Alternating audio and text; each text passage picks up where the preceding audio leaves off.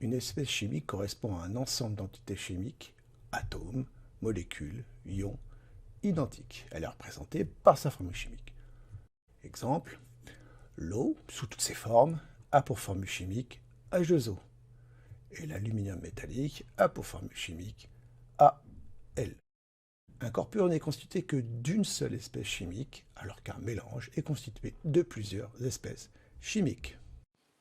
Ainsi, cet échantillon d'aluminium ne contient ou n'est formé que d'atomes d'aluminium de formule chimique Al indice S. L'eau pure, elle, ne contient ou n'est formée que de molécules d'eau de formule H2O, et cette boisson caféinée est un mélange composé entre autres d'eau et de caféine.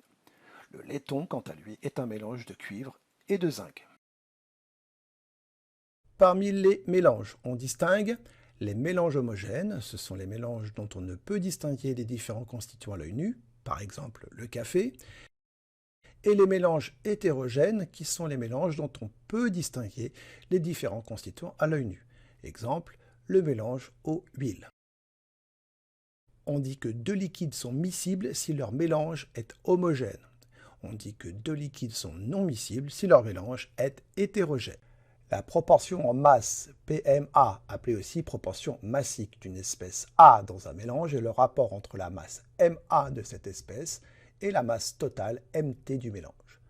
PM de A est donc égal à MA divisé par MT fois 100 pour avoir un résultat en pourcents. Exemple, le laiton est composé à 30% en masse de zinc et 70% en masse de cuivre. La proportion en volume, dite aussi proportion volumique, PVA, d'une espèce A dans un mélange, est le rapport entre le volume VA de cette espèce et le volume total VT du mélange. PV de A égale V de A divisé par VT, le tout fois 100, toujours en pourcents. Exemple, en moyenne, l'air atmosphérique est composé en volume de 21% de dioxygène, 78% de diazote et 1% d'autres gaz.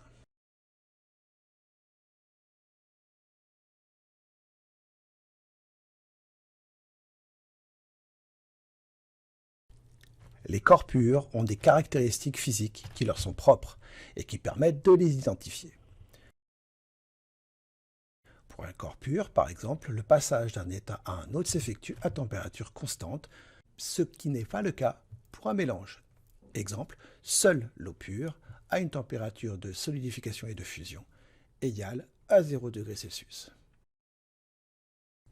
La masse volumique, notée ρ d'une espèce ou d'un mélange, est égale au rapport de la masse m d'un échantillon de cette espèce ou de ce mélange sur le volume v de ce même échantillon.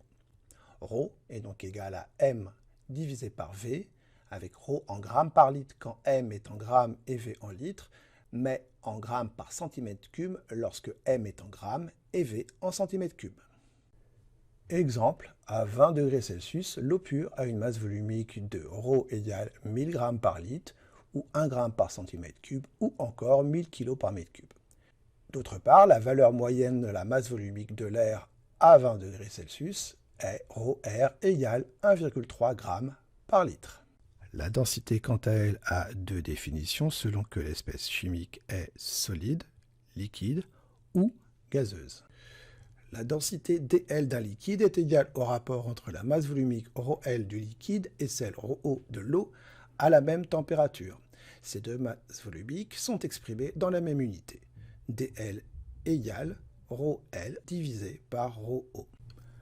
La densité dG d'un gaz, quant à elle, est égale au rapport entre la masse volumique ρG du gaz et celle ρR de l'air à la même température et à la même pression. Les deux masses volumiques sont encore une fois exprimées dans la même unité. dG égale ρG sur ρR. On remarque que la densité, qu'elle soit celle d'un liquide ou celle d'un gaz, est une grandeur sans unité. Pour mettre en évidence une espèce chimique, on peut procéder à des tests chimiques. Ainsi, pour la mise en évidence de l'eau, le réactif est le sulfate de cuivre anhydre qui est blanc et qui devient bleu en présence d'eau. Le dioxyde de carbone est mis en évidence quant à lui grâce à l'eau de chaux qui se trouble à son contact.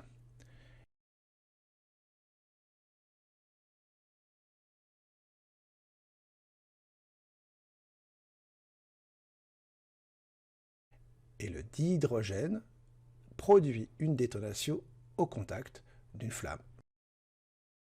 Une dernière façon très pratique d'identifier les composants d'un mélange homogène, la chromatographie sur couche mince, appelée aussi CCM. Je vous renvoie à une vidéo sur cette même chaîne sur le protocole d'une chromatographie. Pour résumer, lors de l'élution, l'éluant s'élève par capillarité à la surface de la plaque fixe. Lorsque l'éluant arrive à la ligne de dépôt ou ligne de base, il dissout le mélange déposé et l'entraîne. Les différentes espèces chimiques constituant le mélange migrent à des hauteurs différentes. On s'aperçoit que l'un des constituants du mélange vert migre à la même hauteur que le jaune. C'est donc la même espèce chimique. On a ainsi pu mettre en évidence la présence du jaune dans le colorant vert. Une grandeur intéressante aussi pour caractériser une espèce est son rapport frontal dans un éluant. On appelle rapport frontal RF d'une espèce chimique dans un éluant ou solvant le rapport entre la hauteur de migration de l'espèce chimique et la hauteur de migration du solvant sur la plaque. Le rapport frontal d'une espèce chimique dans un solvant est donc un nombre sans unité qui est une caractéristique de cette espèce chimique.